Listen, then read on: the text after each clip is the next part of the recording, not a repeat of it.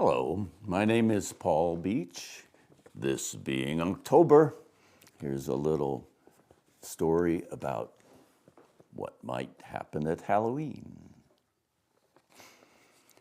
Little David came running up the front steps of the big red brick house across from where he lived with his mom, dad, and his little sister, Lucy. At age 5, he felt independent and quite adventuresome, but knew little about caution or danger. It was Halloween. David was excited. After all, he and Mom had worked hours on his adventure hero costume with a hood, cape, black duct tape to make fake boots. It was not exactly Superman, Batman, Spider-Man, or even Wonder Woman, as his sister teased him. He called himself D-Man, ready to save the world and capture himself some sugar in the process. It was trick or treat night. Miss Greely lived alone in the brick house. The house was stately. It had stood there for a little over 200 years. Some said it was haunted, not because of ghosts, but because the stories were that children have disappeared just by going near it at night. Miss Greely was neighborly to some, but seemed scary to David.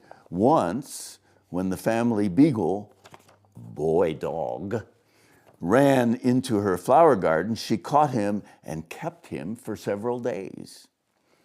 When David tried to ask her about boy dog, she yelled at him and said that if he did not stay away, she would find out how he tasted. Boy stew instead of boy dog stew, he remembered she said. David thought she was joking. Later, when Dad went to ask her about the dog, she said it had gotten away. Boy dog was never seen again. Still, this Halloween, David and Lucy, with Mom not far behind, were out trick-or-treating the whole neighborhood. Miss Greely had a large pumpkin jack-o'-lantern on her front porch and a bag of candy for the kids who came by. She smiled and chatted with everyone. Still, since her husband died 3 years ago and her dog last year, she seemed to be much stranger than in the past. Mom said once that as a retired librarian, Miss Greely had access to a whole load of information and materials that most folks would never see. Maybe even some strange rituals about spirits and sacrifices and disappearances. At Halloween, there is a lot more talk in the neighborhood about these things. This evening, with his basket full of enough candy to rot all of his teeth, David came back into the house and flopped down on the sofa. It was almost his bedtime, and he was tired from all the excitement. People had liked his costume, and some even asked him to continue to pretend to be flying. Just as he was about to go to bed, he remembered that he had not gone down the block to show his costume to Uncle Daniel and his cousin Bert. Since it was a short, familiar walk, and there were still many people out with kids, Mom thought David could make the quick run to show off his stuff. Lucy was in a video game on her phone and did not want to go. As he left the house and started on the street toward Uncle Daniel's house, David remembered that he had left his warrior badge on the lawn next to Miss Greely's bed of magnolias. He turned and ran down the street in the opposite direction. Up her sidewalk to the flower bed he ran, squinting in the darkened yard. There was his badge. As he reached for it, he saw her. Miss Greely was standing in the shadows.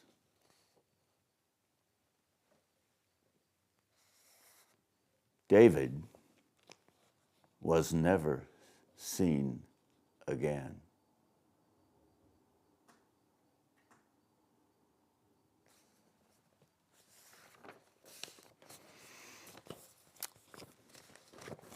On a little lighter note, but one that perhaps has meaning for each and every one of us, my question in general is, have you ever had something that you know you should have close by and can't find? So think about that in October. This is called the supernatural rule of 4.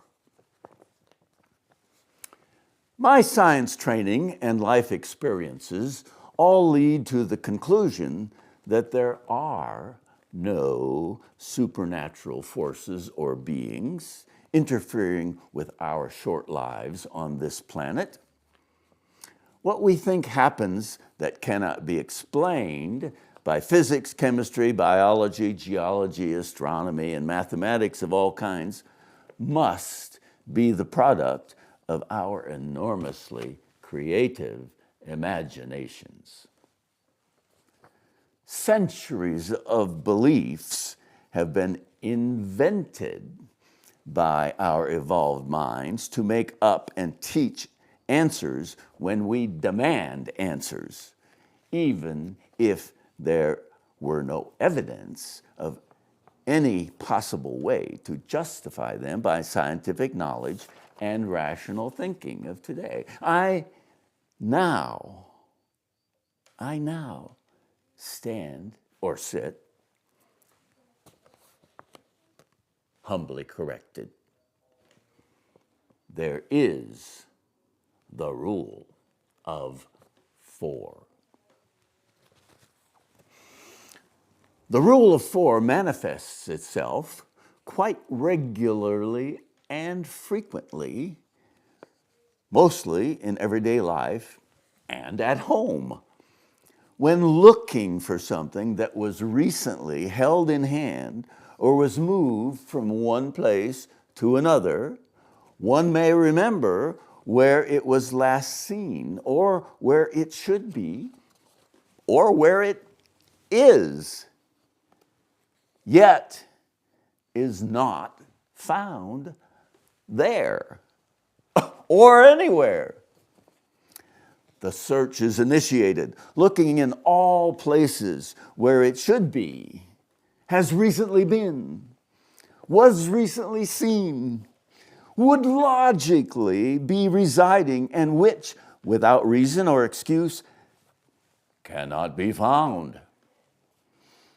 As the search continues, inevitably returning again and again to search the same logical, expected, common, useful, and planned locations where it surely was, maybe is, should be, but is not. Then, piled high with frustration and anxiety, overlain with disbelief that the disappearance of a physical object can be governed by other than mere human inattention, human carelessness, or more likely hidden by useless accumulated junk. Upon the 4th search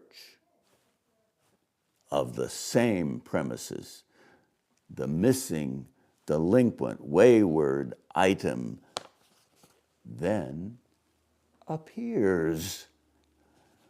Where and when? In an obvious place, a place that was searched 3 times in the recent quest. Obviously, it was not there or it would have been seen, found, recovered, recognized, and acquired. So, obviously, during searches 1 through 3, it was not there. It was somewhere else, gone, missing. So how can it be found in plain sight on the 4th search? The one after search 3, the search 2 searches after the second one, and well after the first? Clearly, there is some supernatural force or influence at work here, as clearly and unambiguously displayed and demonstrated to and for even the most ardent deniers. This is clearly a manifestation of the supernatural rule of 4.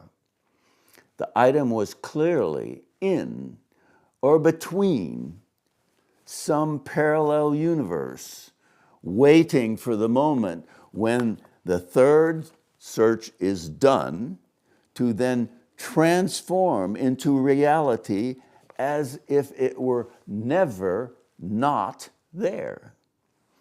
Only with the proper dance, that is, 3 prior searches, will the rule of 4 be triggered to its obvious result.